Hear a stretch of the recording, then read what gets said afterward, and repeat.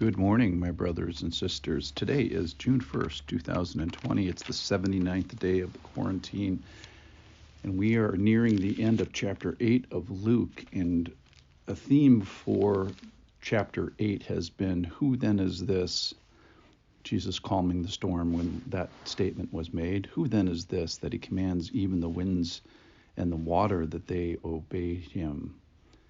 So Jesus is establishing his lordship, showing his lordship over creation, over the wind and the waves. Then he goes to sails across the Sea of Galilee to this country of the Gerasenes, and he shows his lordship over the man with the legion of demons and shows his great power there. And then he has this woman who he's lord of her secrets, the bleeding woman, who not only does he heal her, he sees her when she finds out she was not hidden, when the women saw that she was not hidden. So he's lord of secrets, he's lord of healing this person's body, but also forgiving her for being deceitful.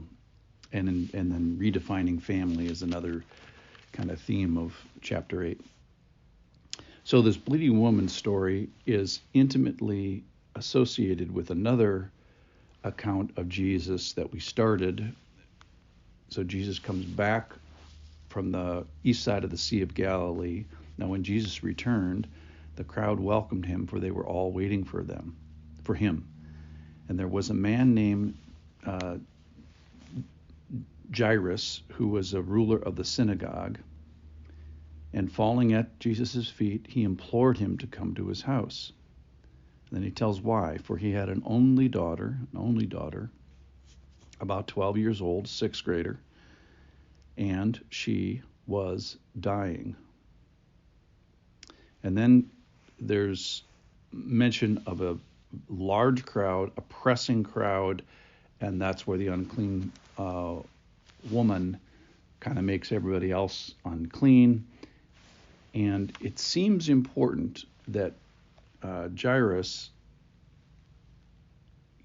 hears and sees and almost participates, so close he participates with the story of the hemorrhaging woman, because when we pick back up with his experience with Jesus is so close that when the guy comes in the next verse that I'm going to read here to tell him that, by the way, your daughter's dead. So there's the delay. So during the delay, the daughter dies.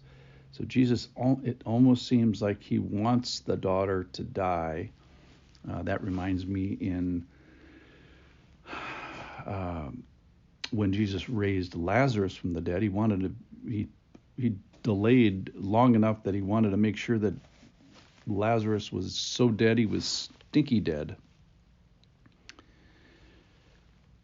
So Jesus wraps up with the hemorrhaging woman and forgives her and reinvites her back into the family of God and says, "Daughter, your faith has made you well. Go in peace." And this is verse 49 of Luke chapter 8. While he was still speaking, someone from the ruler's house came and said, "Your daughter is dead. Do not trouble the teacher any more." And then a great word, but. But Jesus, on hearing this, answered him. So Jesus is physically close enough to Jairus and to the messenger that he hears this and then counters it, gives a tension in the story.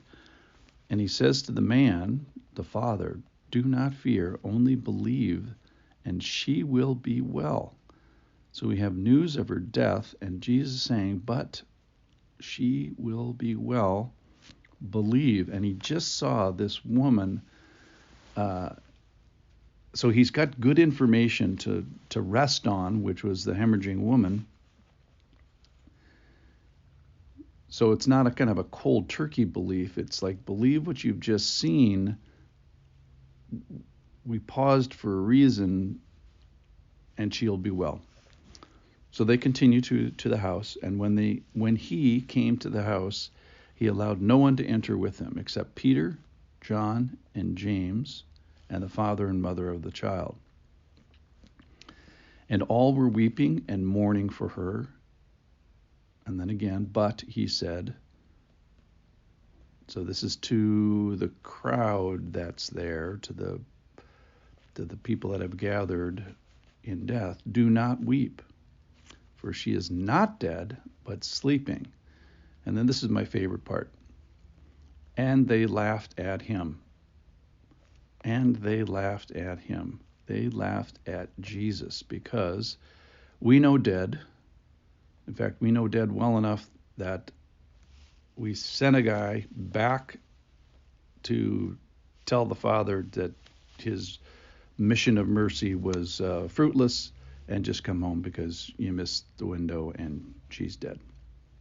And so they laugh at Jesus, maybe mockingly, or it's just like, we know dead, but we don't know you. And this is Jesus establishing his kingship and lordship, and demonstrating that I have power over life and death. I have power over evil. When he healed the demoniac, I have power over creation when he calms the wind and the storm.